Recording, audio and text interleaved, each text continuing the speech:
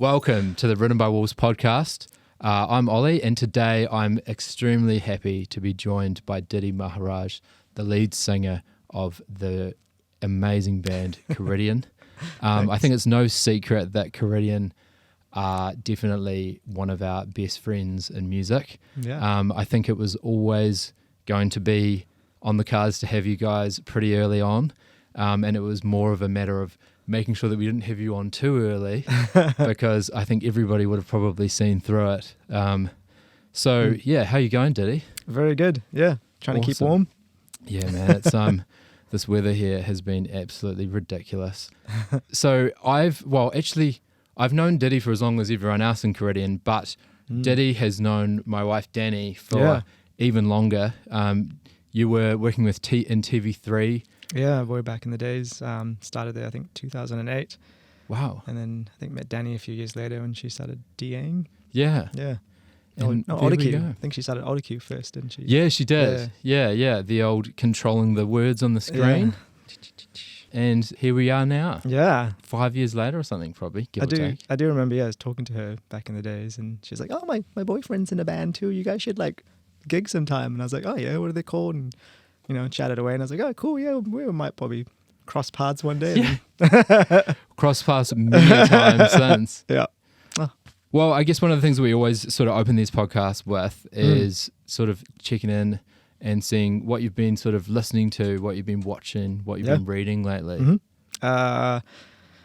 What I've been listening to, a lot of Sleep Token. The latest Sleep Token album is... I really like it. I know people have been divisive about it. It's been interesting, eh? I've been trying to bring the other guys in to get them on board, but it's been I think they're slowly warming. Yeah. And I've got to be honest, have you been into them for a while or? Probably only the last 3 years. Yeah. So not the earlier stuff, but even the last album. The one I keep forgetting. It's the white one with the black. Yeah. I forget what it's called. Uprising or something. Or no. Anyway, Awakening or something like that. Yeah, Sundowning. Ah, yes. Nice. Nice. Sundowning. That I love that album. I just love the guy's voice. I know. He's a mystery, and his voice is just silky and beautiful, and then all the composition around it is just like. I know. It's I was really slow on the uptake, I feel, and then I heard Chokehold and I was sold.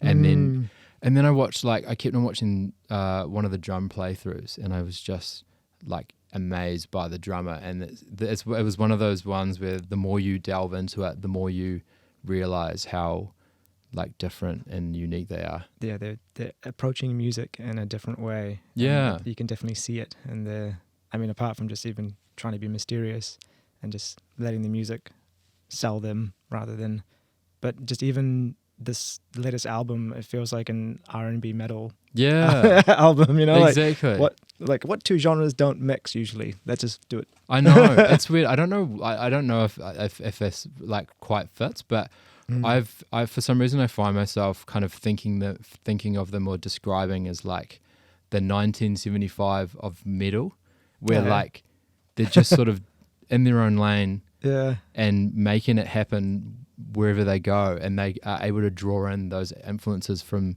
so many different places. Yeah. And even draw in different listeners. Yeah. So you would get people I kind of like this one song, and then they'll get into it and they'll listen to the album okay, maybe I do like metal, or maybe I do like a bit of R&B pop. And I think just that UK vibe. Vocals that he's got reminds me a lot of Subtract and a few of that stuff that I used to listen to back in the days, and it's got that kind of pop indie drum and bass. It's cool. It's a mixture. It's really cool. I'm digging it. That's why I'm been listening to it a lot. But 100%. Otherwise, I listen to bits of everything. I've been really into still City and Colour. Dallas Green. Nice. His solo stuff, and he's still releasing albums and singles. So it's just nice to my wife and I really love him, and it's a nice little chill music to listen to while you're drinking some wine. They're a band I need to give them a bit more of time of day, really. I've never really delved into them. But just put on one of his albums while you're just cooking dinner or something, and you just might be like, oh, this is nice music. Chill. Nice. Chill. Yeah, good.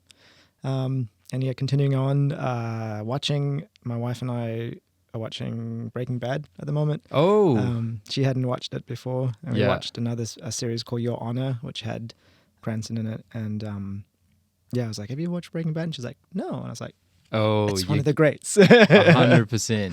It's such a cool one to like rewatch, I feel, as well. Like, knowing, like, being able to like see those reactions to those key scenes and things. Even just the turning points of like his personality and everything. That's cool. That's very good. 100%. My dad's been watching it recently, and he's like halfway through season 2, and he's like, oh, I don't know. I was like, you got to keep just ride it out, it out. Yeah, season 2 gets pretty juicy. Yeah. How is Your Honor? Is it good? Yeah, it's pretty good. It's pretty dark. It's very dark, and it's gritty, and there's moments of it where you're like, oh, like it's all character based as well, like like Breaking Bad, I guess. So you start kind of liking and disliking certain characters, and Mike Cranston does another great job of it. Yeah, he's a great actor. So keeping it up. Danny and I we just finished watching. Have you heard of Daisy Jones and the Six? No. It's really interesting. So it was based on a book, and it's about a band in the 70s. And it's kind of like loosely inspired-ish by Fleetwood Mac. And I remember for ages, Danny was telling me, oh, you got to read this, you'll like it. And I don't know about you, but like whenever I see like a pop culture thing about like bands and music, I'm always like, oh, I don't know, like they're probably going to get it wrong. And like I was real slow on the uptake, and then gave it a read, and within probably like 2 chapters, I was absolutely sucked in. Okay. And the TV show is quite good. It's definitely not, I don't know, it's such a like wanky thing to say, but the book captures the essence of like that drive of being in a band quite well, which is quite cool. Okay, I'll check it out. Yeah, and then do you read much? I listen to a lot of audiobooks. Yeah, same. Just easier when I'm on the bus or in traffic or something. Yeah. I am a fantasy nerd, so I've tackled a lot of different like obscure. Currently, I'm listening to /reading a book series by Raymond E. Feist, who did like his first big book was The Magician. Oh yeah. Just pretty cool. It's just kind of a escapism while I'm just 100% chilling out. Occasionally do those self-help books and stuff like The Power of Now is another really big one that I need to check that one out actually. Good book. I think it definitely changed my life. Yeah. When I read it, it was a big turning point for me in how I observe life and how I not even life, but just how I treated myself and treated my daily, like day to day really. And just, I recommend it to anyone, but it's one of those, like with anything, you can't force it on people. Yeah. And it's one of those things that I'm like, when you want to read it, like even meditation, I remember one of my old mates used to tell me I should meditate. And I was like, dude, you need to meditate. Well, I was having health issues and stuff. Yeah. And I was like, nah, it seems weird and airy. I don't know how to do it. And just like that, it's just one of those things that when you do it, you're just like, oh yeah, and you need to do it in the right time. It's like the timing is just right when it happens, and it's not something that I don't really like forcing people onto, but The Power of Now. That's really good to know. I need to give it another go. So I listened to probably the first maybe 15 minutes of it one time when I was under the influence with my friend, and he said, oh, you should listen to this. And it was a lot. Yeah. Like I didn't know what to expect, and like the first like the opening is like quite full on, and I was like, what is this? And so I haven't picked it up since, but I think I need to. You've motivated me to give it another go. I read it on paperback. I think audiobooks are really around then, or I wasn't into them, but I heard the audiobook is interesting because the author narrates it. He does, yeah. And he's got an interesting voice. He does have quite an interesting voice, yeah. So I think it doesn't help. Yeah. I think it was context again. I think, as you say, it's not something you can't necessarily force it. Yeah. But I think I'm keen to give that another go. I've been really big into sort of the self-helpy and motivational type ones, and I'm on the lookout for another one. So cool. Might need to give it another go. And on the topic of spirituality and things, is that something that you've sort of like gotten quite big into more recently? Or the only reason why I ask is like I always look at the imagery and stuff of your artwork and things, and wonder sort of where the inspiration sort of comes from. Yeah. I've always been obviously let's go back in time. Yeah. I was born in Fiji. Grew up in like a Hindu household. Yeah. My dad's still very like he's very Hindu, but he's kind of a modern Hindu. Like when we moved here, he wasn't. He didn't really force anything. He kind of like, you guys are in NZ now. You can eat beef if you want to, all those kind of things. Yeah. So it's pretty cool that way. He's very open-minded. But so yeah, I kind of grew up in that world. And Hinduism was something that I had experienced a lot and had been around. And then I went to a Catholic boys like high school.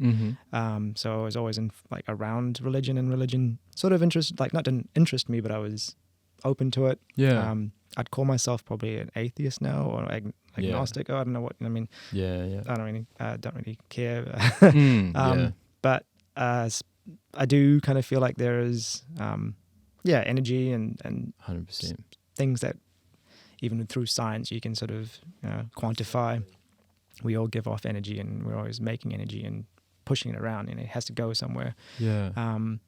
So that's sort of my sort of basic perspective of it, and karma is a big part of some of my train of thought. So yeah, when it comes to the designing of all our things, I think it just started. I really liked geometry and design at the time as well. Yeah.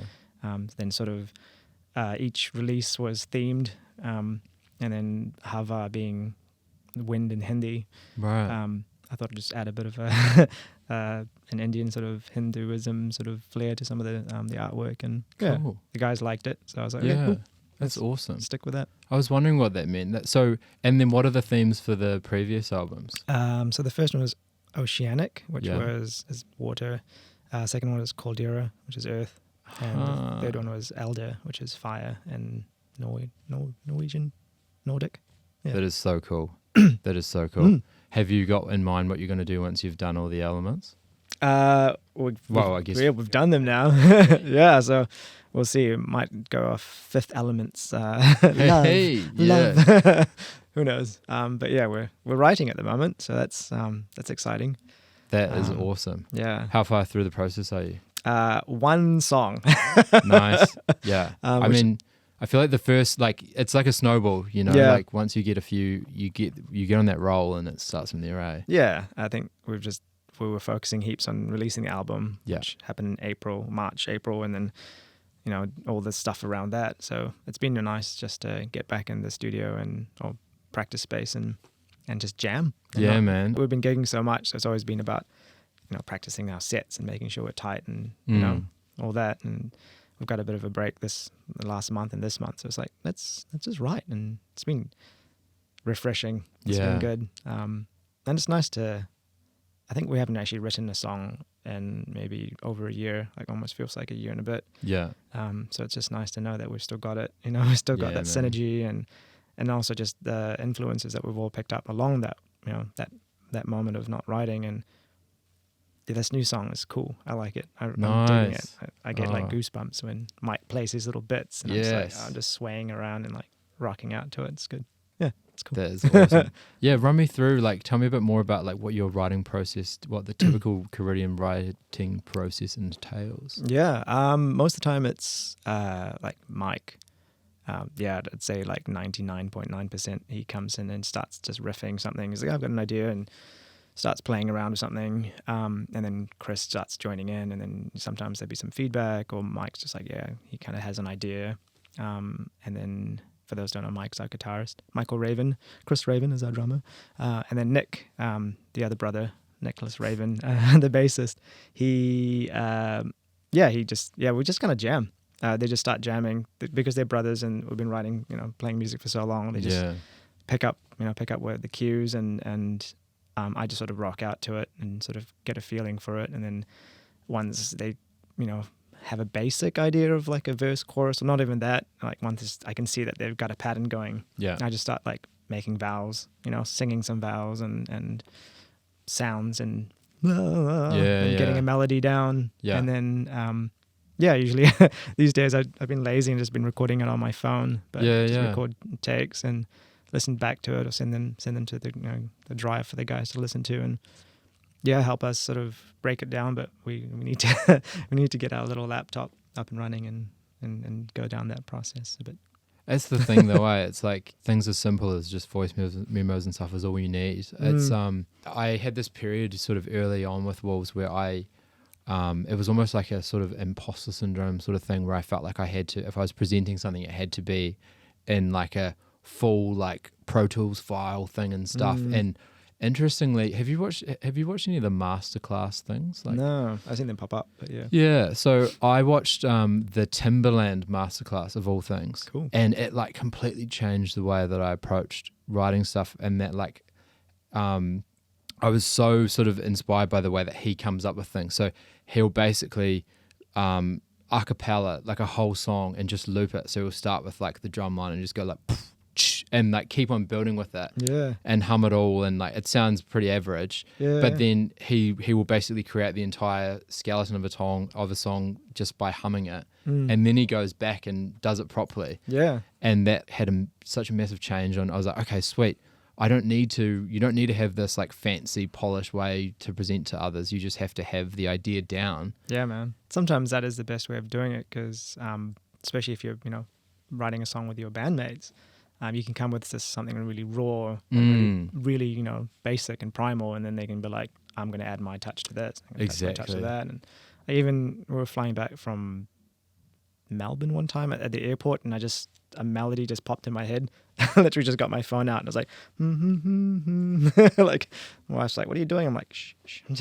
don't interrupt. Like, I've got this in my head right now. I need to just get it out. And sometimes, in the middle of the night, I'd wake up and I've got this kind of melody idea, and I'm like, okay, I could maybe use it somewhere. And that's not usually how I like to write, because usually I like to go on top of what the guitar and bass and stuff are doing. But sometimes I might be like, guys, I've got this, this sound that can you strum along to that or something? But yeah, it's cool. Absolutely.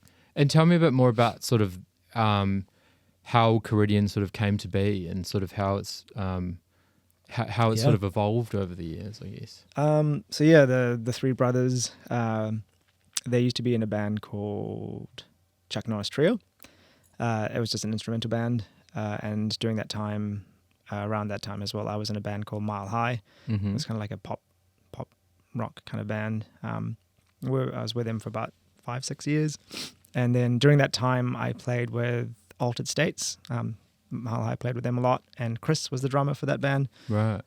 So Chris had lots of bands on the go in those days. So we just sort of became friends. I also played with a band called the Rickshaws. Rob Hartnell was in that band with Chris as well. It was kind of like an indie band. So lots of like interactions with Chris, the drummer. And after the band Mile High split up, I took a bit of a break, and then about a year later, Chris started working at TV3 as well. So we crossed paths again, and it's kind of like, oh man, we can't get enough of each other. So they were recording an EP called Ghost Heroes. Cool EP if you can find it. And Chris asked if I wanted to do some guest vocals. So I was like, yeah, cool. Like, I miss singing, so why not? So I did a couple of guest vocals on a couple of tracks, and then he kind of pitched the idea, like, would you be keen to join Altered States? Like, that was really cool what you brought to it, and whatever, can put it by the band and see if you're keen. And because I'd worked with Altered States so much and gigged with them heaps, and they'd had lots of member changes during that time, I felt like the level they were at then was perfect. Like, I didn't want to jump in and then change the dynamics again, because I thought they were great. But I was like, I kindly decline, because you guys have a sound now, and I don't want to just jump in and change it. And I've got such a huge ego, just, I don't want to be guest vocals.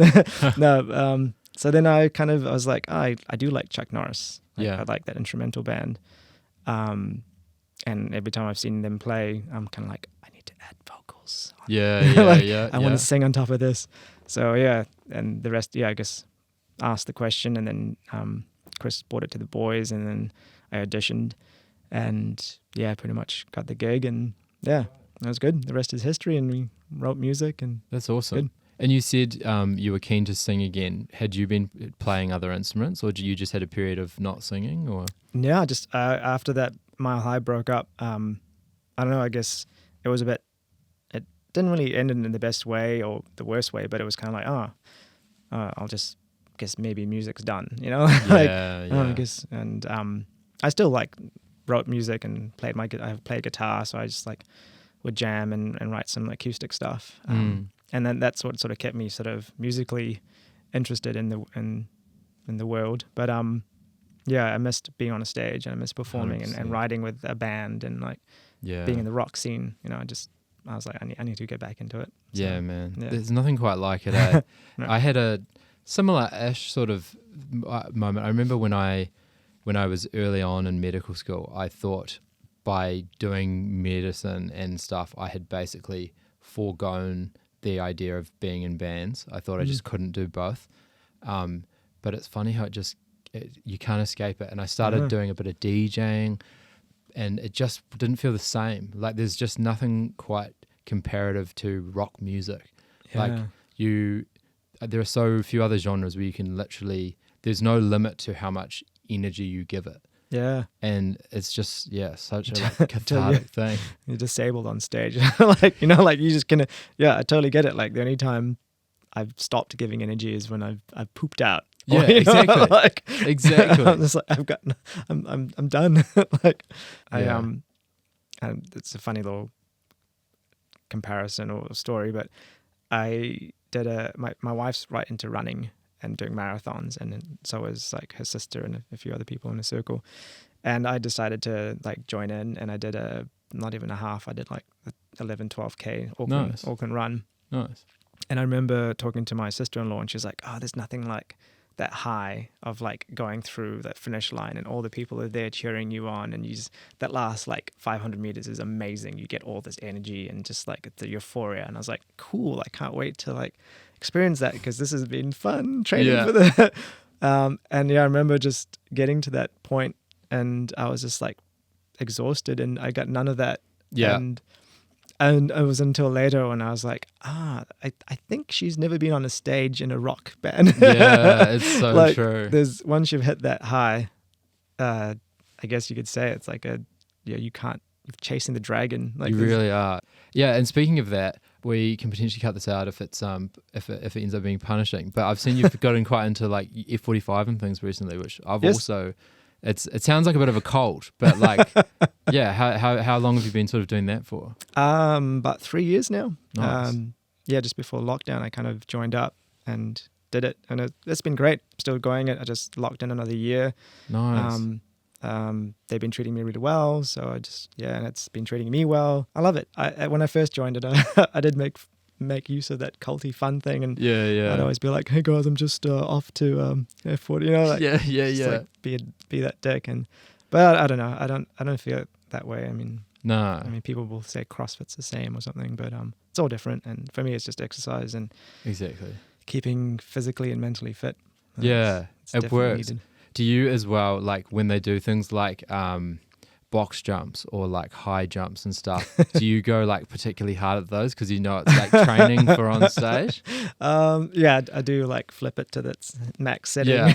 Yeah. I'm like, totally. Yeah. For me, whenever it came on, it was like the non-negotiable. Like, okay, right, this is where it translates. This is where the music and the fitness merge. Is that the two circles meet? Exactly.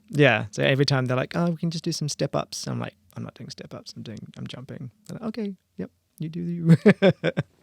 And also, for our international listeners, go check out Coridian's Instagram, and you'll see what I mean. Dity is definitely the king of the high jumps. Thanks. Actually, speaking of that as well, I'm really curious. Dity's got a very distinctive and unique microphone, and I'd love to know more about the ins and outs of that. Yeah, it kind of happened by accident. And I'm probably the most useless musician in the sense I'm not a gear person. I don't know really brands. Like I had my SM58 Shure for like years, and I bought another one when I kind of munted that up because I was like, this is what singers must sing into. And then I think I got my wife got me like a wooden watch. That's like made of wood, and I've got like wooden rings, and I started went into the theme of like wood. I had wooden sunglasses, all these kind of things. So like, oh cool, I might just see if there's like wooden microphones. So I just like Googled wooden microphones, and the one that I found was like a Telefunken M80 or something. Right. Which I was like, cool, it's wooden. I did some quick reviews. People were like, yeah, it sounds really good, and it's a good sounding mic. And I was like, okay, cool. And I got it on eBay or something, and really cheap. And then went to a gig with it, and the sound engineer was like, that's a really good mic. Like, nice. How did you know about it, or what? Like, you must know your gear. And I was like, nope, it's wooden. It's cool. It's aesthetically cool. Yeah. So that's cool. Fell into that.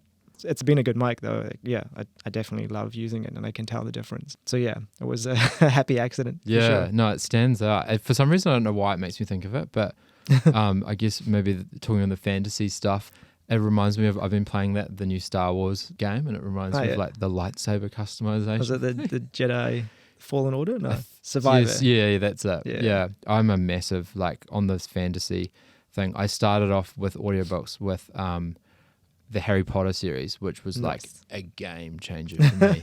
It was so cool. I'd never listened to it as a kid. We had this weird rivalry, like in Dunedin, most of the schools were single sex, and we'd have these sort of like sister schools and stuff.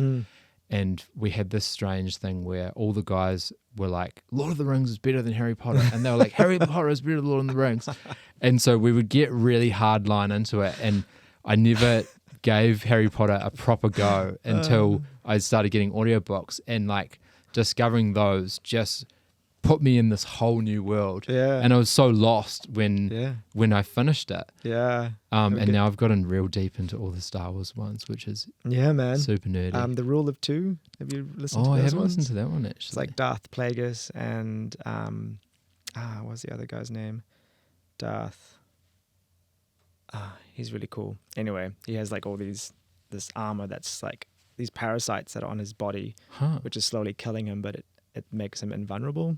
Right. Anyway, there's cool. I went down a deep Star Wars Legends kind of audiobooks at one stage, and I'm like, man, they need to make. I know make these movies. it's quite it's funny. Like Darth Bane. Sorry. Darth Bane. Yes. Yeah.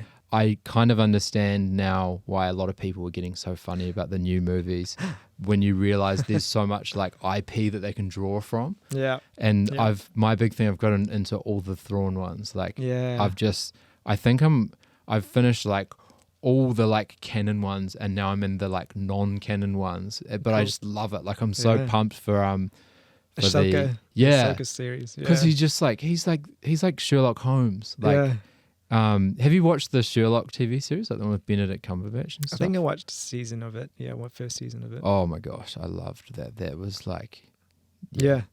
Anyway, enough of the nerdy chat. Probably never. Yeah, there's nothing wrong with that. I did. Yeah, speaking of Sherlock, I did really enjoy the movie with Iron Man. Oh yeah. Robert Downey Jr. Yeah.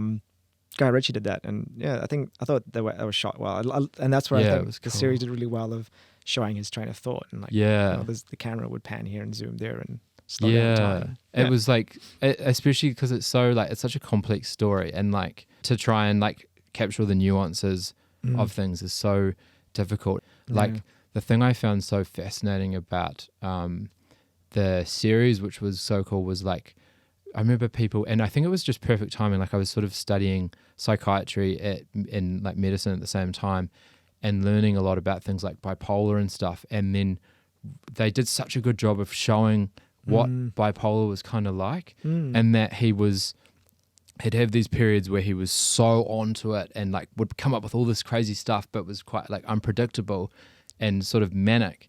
But then he'd have these other episodes where like he'd sort of disappear off the face of the earth. And it was probably one of the most accurate depictions of bipolar that I'd seen, which was really cool. It's such an interesting thing in this like day and age. Like I think it would be, especially like seeing all the public figures, I think it would be, it's just, I think in general, I think trying to get understanding around a lot of the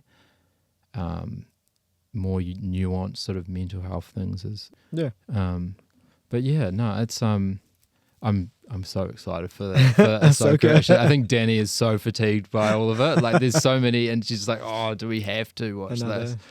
Can be just you. You just watch on your own. Yeah, and that's true. And potentially there are, and then I can scream and shout and get all excited and not worry about being too much of a freak. No. Just give me a call like, Daddy, did you just watch it? I'm yes. Like, yeah! I need somebody to bounce things up for it. Yeah, so man. You're going to be hearing from me. You're going to be hearing from me. Yeah, I remember going crazy at the end of season 2 Mandalorian when oh my gosh, Luke came out. I was like, that was crazy.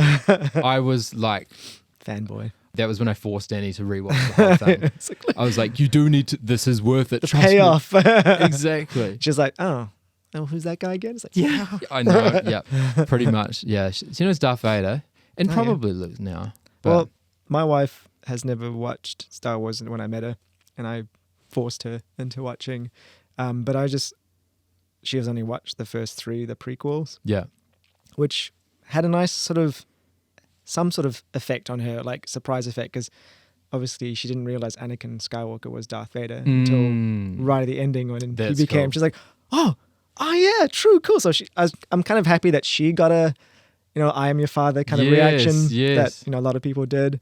And then she gave up after that. She's like, this is really boring. I'm like, okay, that's cool. You do you. Yeah. It's So you started with the prequels. Yeah, I thought just go canonically, whatever. And then it might make more sense, and rather than watching and she's like, who's that person? And I'm just kind of like, but we never even got to episode 4, so. Oh no. Didn't matter.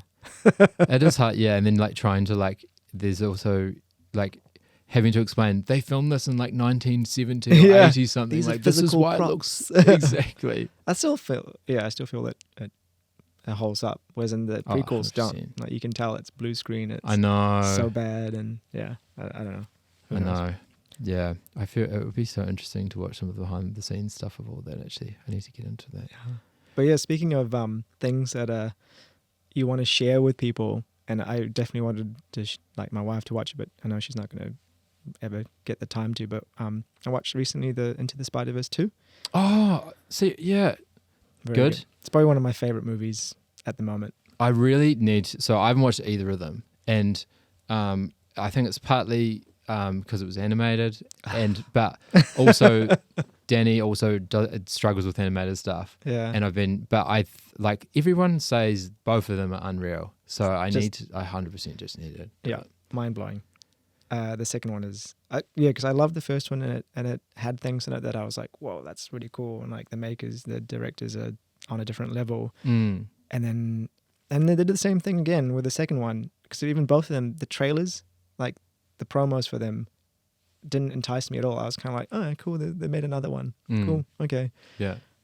But they do something that filmmakers don't do anymore, and they have the trailer as nothing. Which is like you don't see any of the story. You don't see, like you don't know. You haven't watched the movie. Exactly. That's the problem these days. Like if you especially comedy ones, like you basically see the entire thing. Yeah. Like. All the best jokes are in the trailer, and so many other like dramas. You basically get the plot. Even in action, all the latest Marvel movies. I'm like, oh yeah, that's the third act right there. But this movie, all the surprises and all the gaspy moments and all the laugh moments and all the just cool, entertaining. It was entertaining from start to finish. Okay, I need to check that out. I need to check that out big time actually. And I was interested. When was it that you knew that you could sing? Was it something that you've always done, or was it sort of a conscious decision at some point? Again, back when I was a little kid in Fiji, my mom used to sing to me a lot. That was my, and that's probably my introduction to music or singing, I guess. And she used to sing to me all the time. My brother used to sing to me when I was like scared, when there was thunder and stuff, or when I had a nightmare. It was really cute. That is cute. And then I guess I started like singing along with my mom when I was little. And then when I came here, I joined the choir and stuff in high school and did some plays and stuff, and was in theatre and drama. Did some musicals, but it was just more like recreational, nothing that I thought I'll go anywhere with it. I'm not saying that I am right now, but at least it's a bit more of a full-time job. Yeah. So yeah, it was literally my last year at uni, and my brother, he knew the guitarist of Mile High. He used to work with him, and he was like, oh, my workmate's looking for actually a guitarist for his band. do you want to audition for it? And I was like, okay, cool. So I went to audition as playing guitar. Right. And then they're like, can you do anything else? I was like, yeah, I can sing. And they're like, can you sing and play guitar? I was like, I can try. So I did a bit of that. And they're like, if you want to just sing, you can just do that. And I was like, okay, cool. And nice. That was my first like introduction to even rock singing. You know, before that I used to sing lots of R&B and like, you know, NSYNC and Backstreet Boys and all that kind of stuff at karaoke bars. And, you know, like that was my jam. Nice. You know, like, so yeah, it was interesting getting into rock. I used to listen to a lot of it, but I never used to try and sing it. So it was interesting. If I probably listened to some of my first demos in that band, I'm sure my vocal style would have been very R&B-ish, you know, a bit more smoother, and whatever my pronunciations would have been different. But yeah, I've learned a lot along the way. Who would be like, for people who are wanting to like delve more into like, who would you say would be like the goats of R&B? Oh, like Usher. Yeah. Justin Timberlake. I love him still. Yeah, I guess Michael Jackson, I guess, is you know, a go-to. But yeah, kind of those. That's all I can really think of at the moment. Yeah, and the thing that I find so insane about all those guys as well is like the ability, their ability to sing and dance is like insane. Yeah.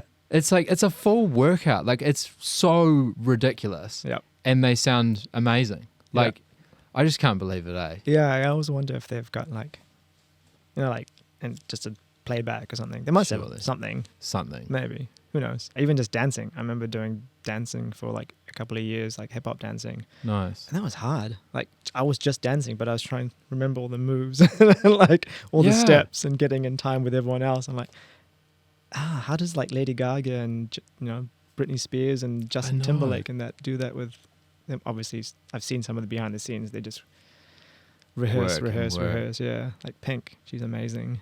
Yeah, it's crazy. Like I don't really listen to Pink a whole lot, but I got tickets for her most recent show because I just know that it will be a show. Exactly. Yeah, keen. Yeah, actually, speaking of that reminds me of so at the Taylor Swift concert tickets just went on sale just under a week ago for Australia, and they were like sold out in minutes. Oh my gosh.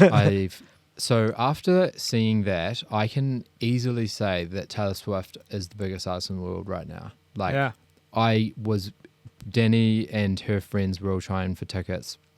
They were sort of in the queue thing for tickets about 2 hours before they went on sale. Sure. And then even though they had been sitting there for that long, between 5 people, it took about an hour and a half to get tickets.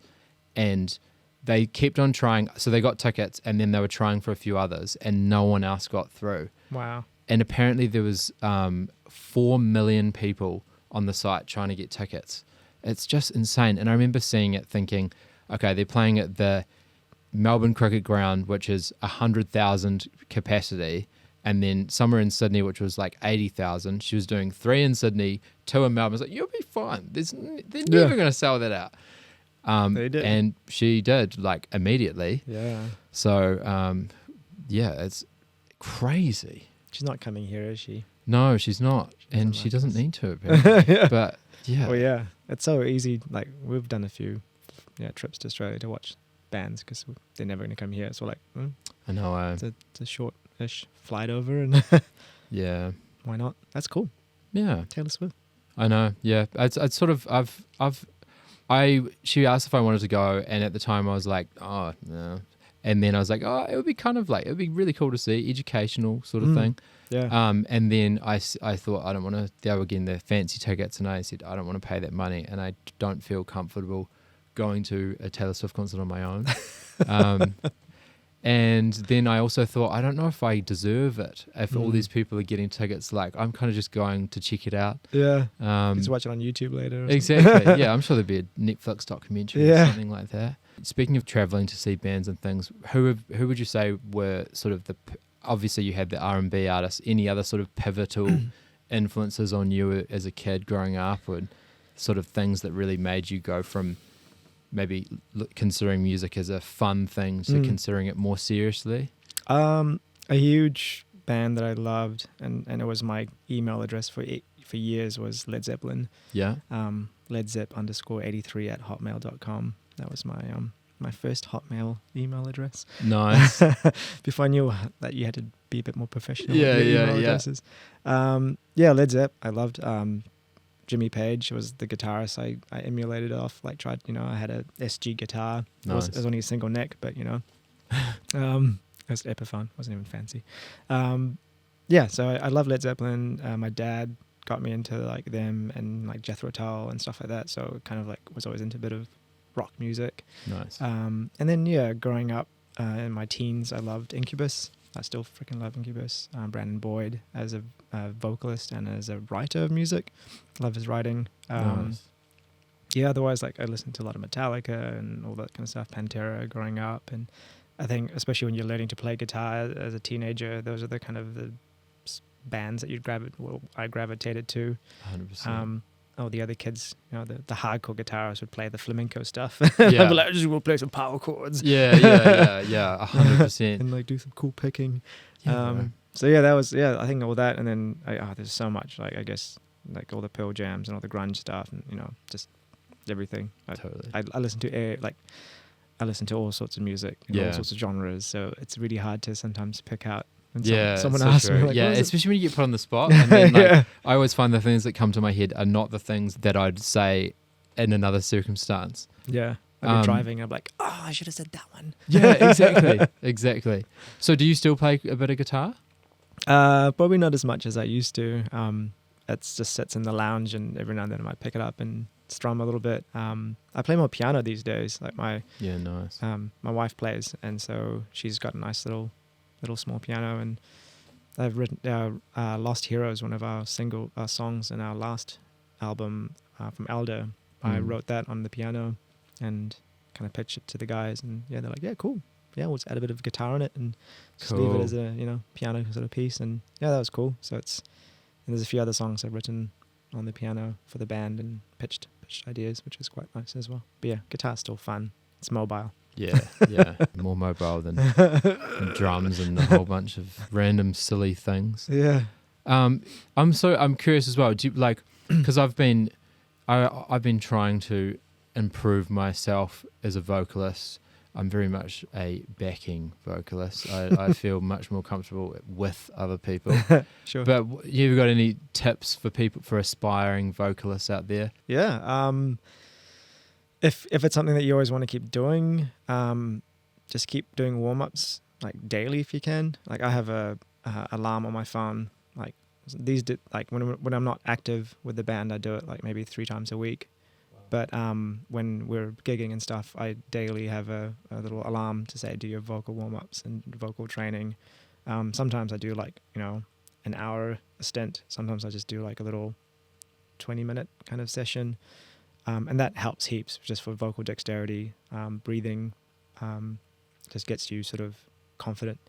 And a huge part of singing is confidence. Yeah.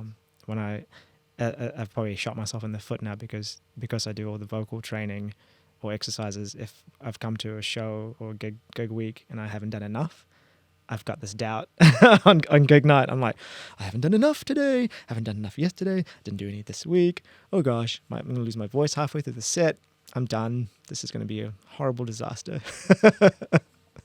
That's just going through my mind. So all those people who was wondering what, it's going through my mind when I'm jumping on that stage. Usually it's that. Have you ever lost your voice in the middle? Yeah, I had. And some of it was like the worst. I think it has to do with anxiety. Yeah. And only times it happened was we opened for POD, which for me it was like a huge like bucket list gig and love POD and stuff. So I think there was that anxiety of that, and all my muscles and everything contracted. Oh no. And just as I was singing, I was just so I guess I was nervous or everything. And like 2 songs in, I lost my voice. And then I remember just being on stage and looking at Mike, and he was playing guitar, and I was trying to like get help from him. Like, can you sing? Like, can you do it now? And then I just kind of took a bit of a break, and just sort of like, I forgot what I did. I think I just kind of like screamed a couple of notes. Yeah. But then like took a step back and just like rocked out, and then I recomposed myself and remembered to breathe and stuff like that. And I think wearing tight jeans doesn't help, like all those kind of things. Like you need oxygen, you need your diaphragm full to get the air out and to sing those notes, and especially some of the notes I have to hit I need all that extra help I can get. So now I don't wear those tight skinny jeans on stage. I just wear nice, clothing that is comfortable and still looks cool, but I can still do the thing that I'm supposed to do on that stage. Exactly. So that helps heaps. And and a lot of times there'd be like for Wicked Game, that's a song that there's a certain note that I have to hit. And I think I know the one. As soon as I hit it, and I do hit it, you relax? Yeah, everything just goes like, I've got this. I've got the rest of this gig. Like the set's done. I'm good. Like, I can, so it's that mental barrier. So, so going back to like doing those warm-ups, really, for me, that's my mental preparation as well, and physical. Like by doing that, I know I'm doing good for my vocal cords and my breathing, and it helps me feel confident that I can, I've done all I can do. Yeah, I know what I'm doing, kind of thing.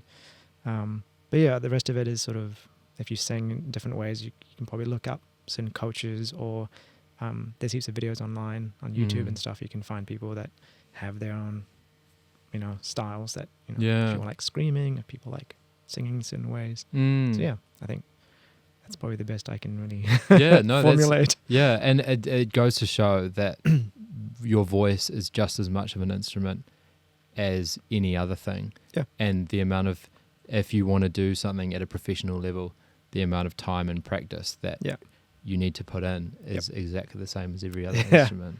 Yeah. In the earlier days of gigging, I didn't do any of that. And then I think when we had when we released Elder and we started gigging a lot more, and our sets were longer and our songs, I don't know why, I just made all our songs extra hard to sing. I just decided to do that. So I was like, I think I need to take this seriously and really start looking after exercising the vocal cords and everything. So definitely was a turning point. Not just like, I'll just rock up. And so I've seen you've got a tour coming up later this year with Pull Down the Sun. Yeah, that's a cool one.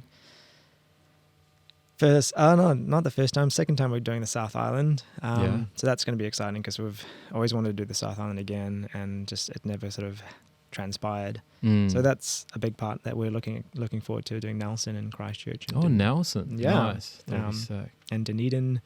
So, some of your old classmates. Yeah, I'll make sure I put the word out. Get the crew coming down. Yeah. It's not Metallica, but it's close enough. Hey, exactly. I think as Ollie, my mate who's off camera, was saying, they're hungry for it.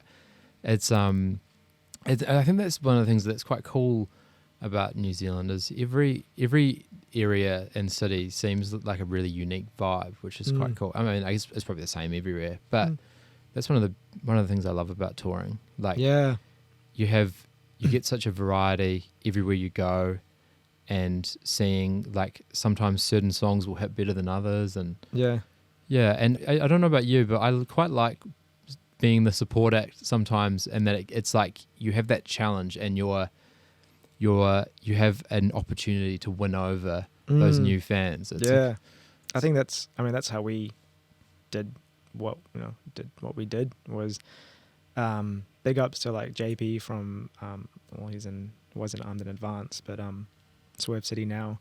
He helped us heaps, like back in the days. He when he was doing tours and stuff, we jumped on. And all doing all that with Skinny Hobos.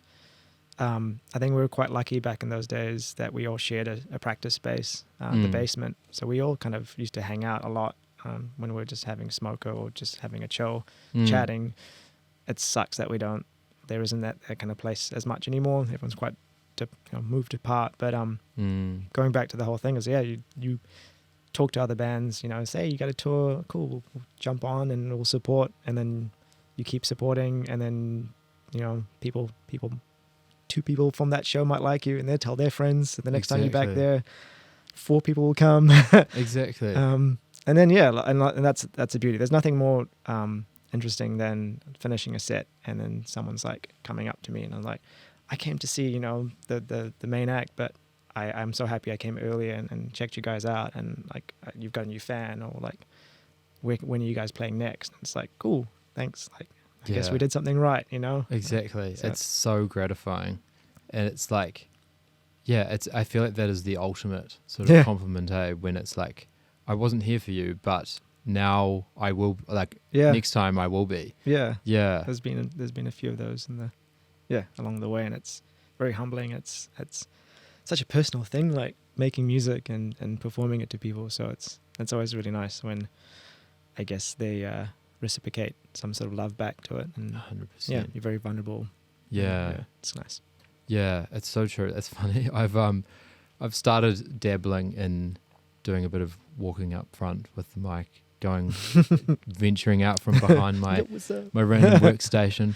But it is a real vulnerable thing being like just having a mic. Like, I don't know, I felt so naked. Yeah, true. Like, it takes a whole nother level of confidence, and then and then being able to sing and being it's I don't know, I don't know why I'm rambling like this, but it is. I could never do it. Yeah, no, I don't think so. Yeah, you might. You'll get the taste for it. Yeah, you love it. Just move Michael aside. Yeah. I think so. Put him back there. Yeah. Give him a rest. And in terms of the lyrics and things, do you write pretty much all the lyrics, or? Yeah. I feel like it must be double special in that regard, like having those connect with people. And there's couple of songs, especially like Lost Heroes, which writing that song, I had no real idea of the theme, and then that year, or pretty much within like 4 or 5 months, my wife's grandfather passed away, my auntie passed away from cancer. Oh gosh. And our bassist, his best friend passed away from a seizure, like attack. He used to get lots of seizures and stuff, and and there's a few other like little things that happened and other people that passed away, and I was like, oh my god, a lot of people there's been lots of deaths. I think I've got my theme for the song, you know. So then I just started. I think a lot of my maybe best songs, I guess. I write all of the lyrics down in literally 5 minutes or something. You know, just like it just starts rattling off. You know, get a surge of energy and inspiration. And it was like most of the time as well. It's like 2 a.m. I'll snap up. Yeah. And I'm like, I'll grab my phone and just like type away and make sure the brightness is down. And then that song, Lost Heroes, Reflections, from our second EP. That's my breakup song. I broke up with my ex at the time, and I was another one of those songs, just like blah blah blah blah, just all spilled out. And I've had a few people who've like reached out to me and it's like that song really helped me for this and helped me through these things, and and I get it. And it's nice. And that's pretty much why during lockdown I did a few of my lyrical breakdown videos on YouTube. Cool. So that was a nice way also just for me to revisit the lyrics and make sure I still had the same mind frame, I guess. And it's good. And people enjoyed that as well, just to see where I was coming from, and then people have their own interpretations as well. So that's the beauty of it all. Yeah. Oh, I'm sorry to hear about all. That's a whole lot. Yeah, there's a lot that happened. There's like 4 months pretty much. And So that song was pretty much, it's called Lost Heroes. So it was all the lost heroes in our lives, and How do you find it singing those songs, if you don't mind me asking? I've only performed Lost Heroes once. Yeah. And I pretty much half cried during that song. So that was that was fun. So we haven't really played that live.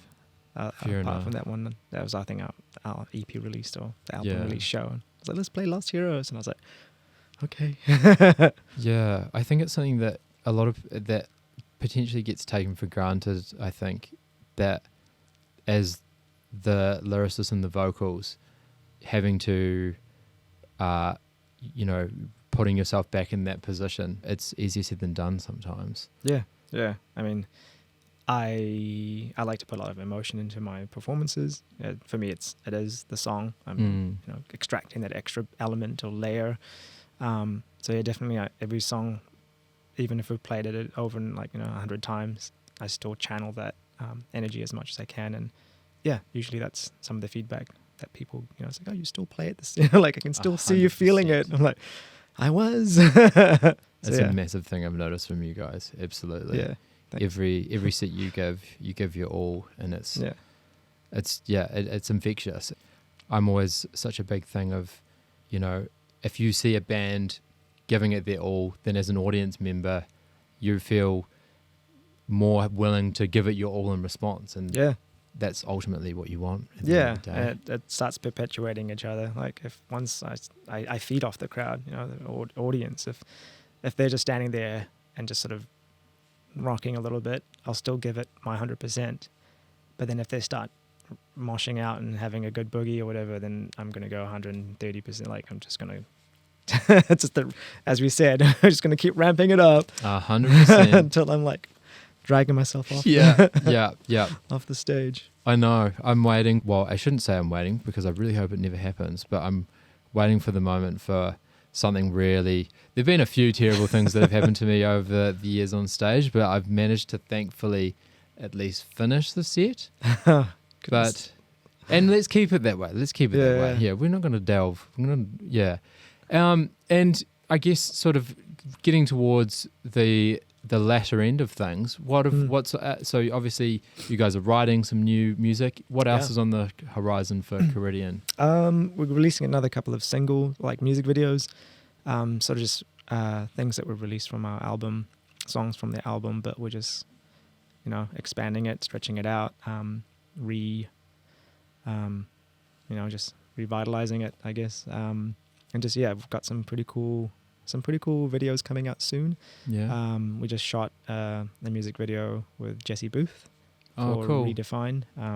It's just a cool song, and we definitely wanted to do a video for it before we released it, but we just didn't have time. Yeah. So we're like, let's just still commit to it, and should be a very interesting. Should be very cool. Very excited about it. Otherwise from that, just more writing, lots of shows, gigs. Playing with Northlane in December, which we're freaking. Yes, it's going to be such an awesome good weekend with you guys. I know. That's pretty much going to be the highlight of the year, and a good way to end the year as well. 100%. It's going to be like such a good party. An awesome, literally like such a big like meeting of so many people. Yeah. All at one space. Like it's going to be just such an awesome way to celebrate the end of the year. Yeah. And I'm curious actually, is there a certain sort of, is there one mastermind or anything behind a lot of your videos? Your videos are always so unique, and I've always been intrigued by. Our last couple of videos are done by Jordan Frost, who did the Wicked Game music video and State of Mind. Yeah. And he's doing this third installment as well.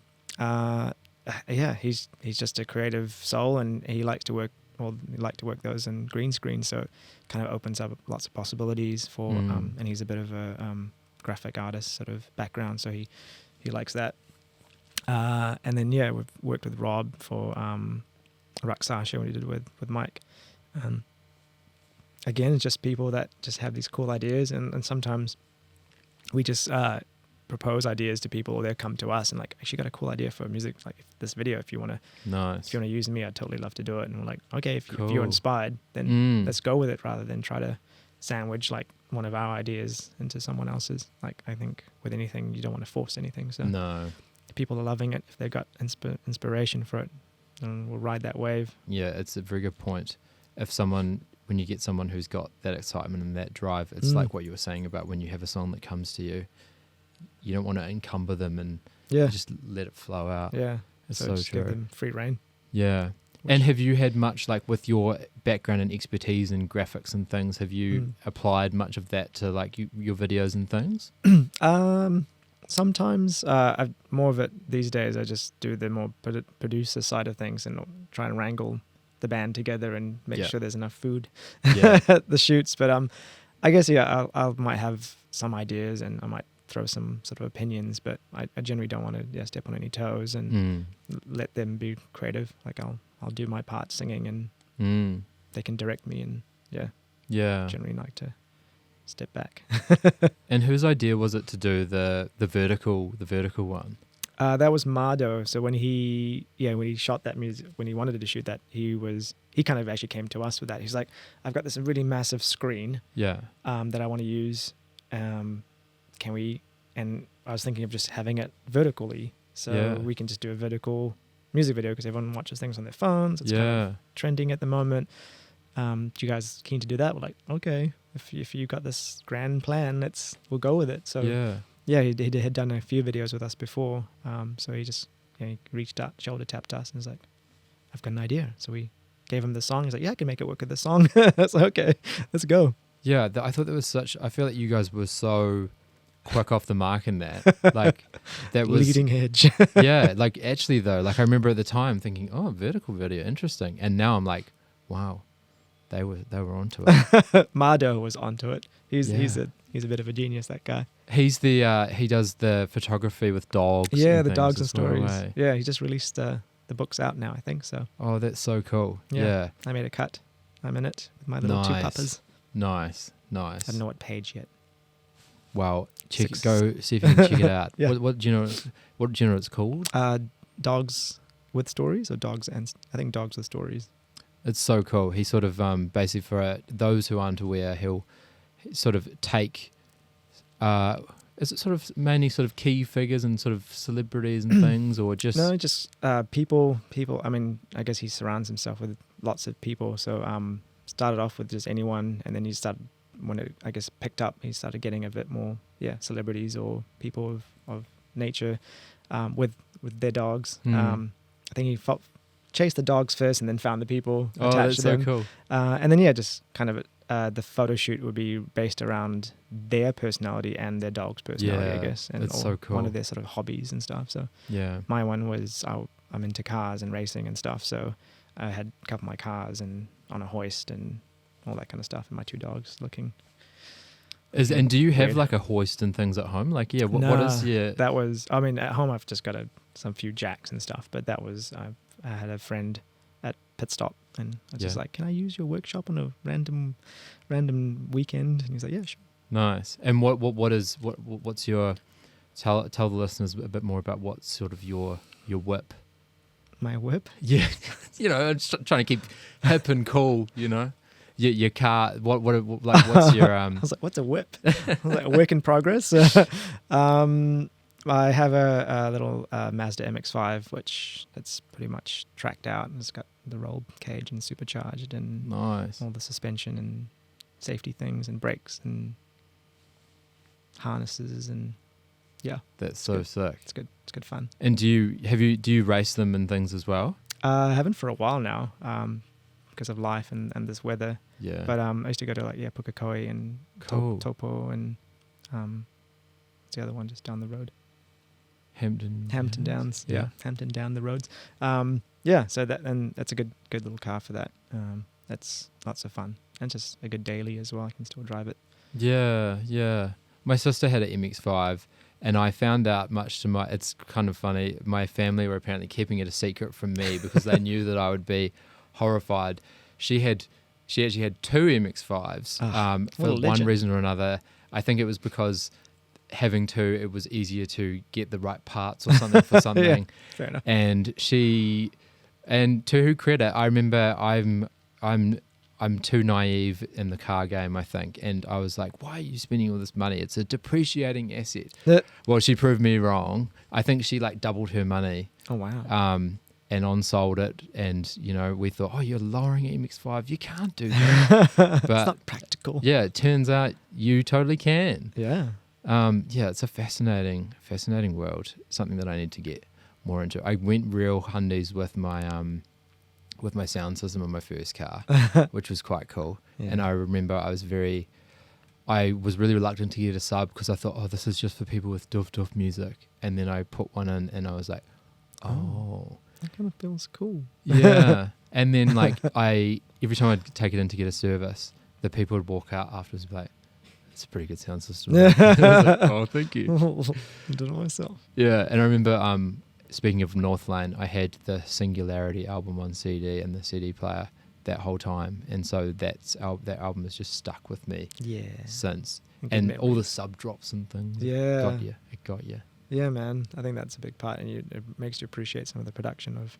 Yeah, you just hear those extra layers. Yeah, exactly. That you probably can't get on, I don't know, your phone, or even those little portable speakers. the old UE booms and whatnot. Absolutely. They're the death of music, aren't they? The UE booms.